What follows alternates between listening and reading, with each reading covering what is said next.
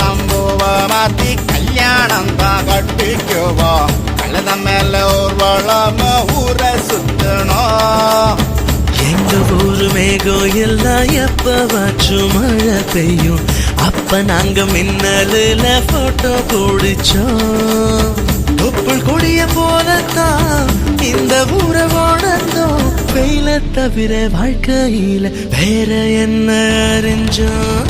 வெயிலோடு விளையாடி வெயிலோடு உறவாடி வெயிலோடு மல்லு கட்டி ஆட்டம் போட்டோமே.